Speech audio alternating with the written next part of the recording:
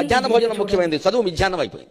చదువు ఎవరికి అక్కల, చదువుకోమని లేకపోతే వెళ్ళిపోమని చెప్పు. ఇప్పుడు చదువు ఎందుకు చెబుతాడండి? అసలు పిల్లలకు భోజనం పెట్టి ఏంటంటే వాళ్ళ భోజనాలు వాళ్ళు తెచ్చుకోలేదు మానేమనండి. పిల్లలకు భోజనం పెట్టి పుస్తకాలు ఇచ్చి యూనిఫార్మ్ ఇచ్చి ఇన్ని ఇస్తే వాడు చదువుతాడా? శోభనం పెళ్లి కొడుకులో మంచం ఎక్కువ కూర్చుంటాడు. ఎందుకు చదువుతాడు వాడు? విద్యార్థికి ఎన్ని సౌకర్యాలా అవసరమా? చదువు రావట్లేదు ఎవరికి. భోజనం డబ్బులు పెట్టి నువ్వు చదువుకో, నీ అన్నం నువ్వు తిను, నీ బట్టలు నువ్వు కట్టుకో, నీకు ఇష్టమైతే చదువు. ప్రభుత్వం పని ఏమిటంటే ఉభయ తెలుగు రాష్ట్రాల పెద్దలందరూ వింటారు నా కెమెరా ద్వారా కాబట్టి చెబుతున్నా, ప్రభుత్వం కర్తవ్యం బాగా చదువు చెప్పడం తప్ప పుస్తకాలు ఇవ్వడం, బట్టలు కుట్టించడం, అన్నం పెట్టడం కాదండి. మేము ఖచ్చితంగా చదువు చెప్పిస్తాం, నీ జీవితానికి బాధ్యత వహిస్తాం, నీకు నమ్మకం ఉంటే రా, లేకపోతే వెళ్ళిపో. ఈ మాట అనే దమ్ము లేదు ఎవరికి. ఎందుకంటే అందరికీ మళ్ళీ ఎన్నికలు రావాలి, మళ్ళీ మనం రావాలి, మళ్ళీ మనం రావాలి. బలహీన వర్గాలంటే మీకు అంత చిన్న చూపా సార్? అయినా పూర్వకాలంలో బ్రాహ్మణులే చదువుకునేవాళ్ళు, వైశ్యాసు బ్రాహ్మణులు మాత్రమే చదువుకునేవాళ్ళు. మళ్ళీ అది తీసుకురావాలని మీకేమైనా ఆలోచన ఉందా? ప్రతి ఒక్కరు కూడా ఈ వీడియో సార్కి, గురువుగారికి రీచ్ అయ్యేలా చూడండి. గురువుగారు, మీరు ఈ మాట అనడం చాలా తప్పండి. ఎంతోమంది బడుగు బలహీన వర్గాలను అడిగి చూడండి, తిండి లేక మీ వయసులో ఉన్న వాళ్ళని బడుగు బలహీన వర్గాలను ఒకసారి అడిగి చూడండి, మీరు స్కూల్కి ఎందుకు వెళ్ళలేదని.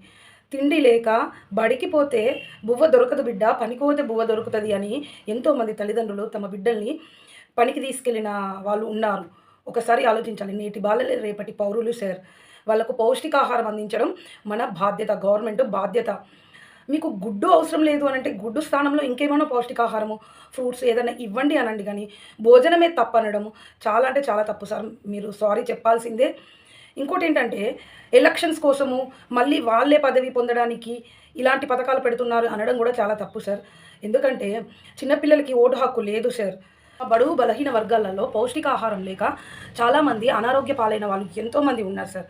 ఒక్కసారి మీరు గ్రామాలలోకి వచ్చి చూడండి. అయినా ఎందుకు సార్ బడుగు బలహీన వర్గాలు చదువుకుంటే జ్ఞానం వచ్చి మిమ్మల్ని ప్రశ్నిస్తారనా? మీ ప్రవచనాల్లో ఏమన్నా తప్పుంది, లేకపోతే ఈ పూజలు పునస్కారాలల్లో ఇంకా క్వశ్చన్ ఇస్తున్నారనే భయం మీలో పట్టుకుందా? ఎందుకు చదివితే చదవండి లేకపోతే లేదు అనే మాట ఎలా వస్తుంది మీకు? ఖచ్చితంగా భోజనం ఉంటేనే చాలామంది పిల్లలు చదువుకోగలుగుతున్నారు సార్. భోజనం లేకపోతే ఖాళీ కడుపుతో పిల్లల్ని స్కూల్కు పంపలేని తల్లిదండ్రులు ఎంతోమంది ఉన్నారు సార్. నా కొడుకు అన్నం తినలేక బడికి ఒకటి అవసరం లేదు, కడుపు నిండా తింటే చాలు, దానికి కష్టపడితేనే బువ్వ దొరుకుతుంది అనే ఆలోచనతోటి ఉన్న తల్లిదండ్రులు ఎంతోమంది. ఆ స్థాయి నుండి పిల్లల్ని చదివించుకునే స్థాయికి మనం వచ్చాం సార్. ఈ విషయంలో మీరు ఇలా మాట్లాడడం చాలా అంటే చాలా తప్పు. ఖచ్చితంగా క్షమాపణ చెప్పాలి. సార్కి రీచ్ అయ్యేలాగా ఈ వీడియోని సేవ్ చేసి షేర్ చేయండి. నేటి బాలలే రేపటి పౌరులు సార్. చదువుకోవడం వల్ల జ్ఞానం వస్తుంది.